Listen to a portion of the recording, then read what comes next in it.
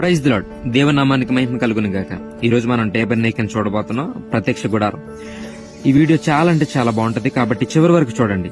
చివరిలో అతి పరిశుద్ధ స్థలంలో ఉన్న దేవుని యొక్క మందసాన్ని చాలా అంటే చాలా అందంగా చక్కగా మనకు అర్థమయ్యే రీతిలో దాన్ని నిర్మించడం జరిగింది. కాబట్టి చివరి వరకు కూడా వెయిట్ చేయండి.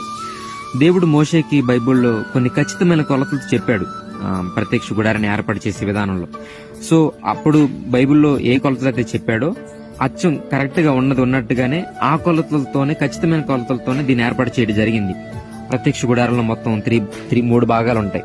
ఒకటి వచ్చేసి ఆవరణము, పరిశుద్ధ స్థలము, అతి పరిశుద్ధ స్థలము. ఇప్పుడు మనం ఉన్నదేమో ఆవరణం అనమాట. ఇది ఇప్పుడు వరకు మనం చూసింది ఏంటంటే బలిపీఠము.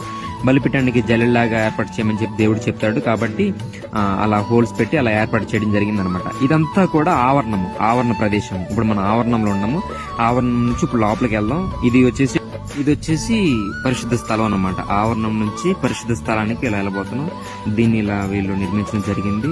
ఇక్కడ మీకు కనపడుతుంది కదా, అది వచ్చేసి దీపస్తంభం.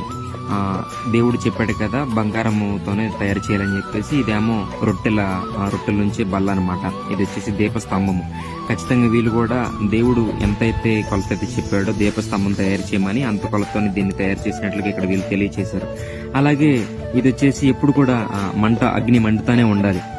దీని మీద ప్రదీపం మీద ఎప్పుడు కూడా మంట అనేది మండుతూనే ఉండాలి. కాబట్టి ఇలా లైట్లు పెట్టి ఇలా కింద ఫ్యాన్ ఒకటి పెట్టి దాన్ని ఏర్పాటు చేయడం జరిగింది.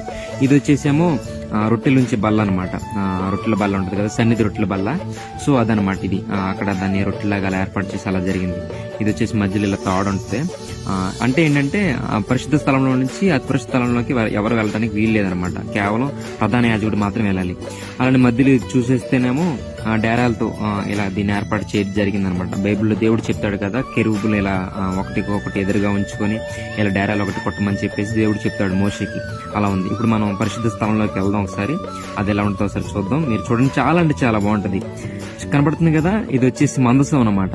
మందసం దేవుడు చెప్తాడు కదా బంగారంతో దాన్ని పొదిగించమని.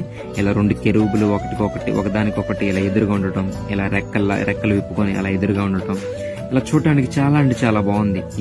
ఈ మందసానికి 2 కర్రలు అలా పెట్టడం గాని, ఇంకా మందసంలో ఏమేమి ఉంటాయో మనందరికి కూడా తెలుసు.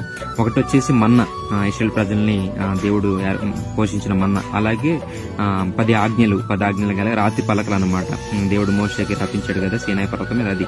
అలాగే ఇది వచ్చేసేమో మోషే యొక్క కర్ర, చిగురించిన కర్ర, దాన్ని అలా ఏర్పాటు చేయటం, ఇలా మందసంలో పెట్టడం, అవన్నీ కూడా మనం బైబిల్లో చూస్తాం. సేమ్ అచ్చంగానే దేవుడు ఏ కొలత అయితే చెప్పాడో అదే కొలతతో ఇక్కడ ఈ మందసం అనేది ఏర్పాటు చేయడం జరిగింది. చూడటానికి చాలా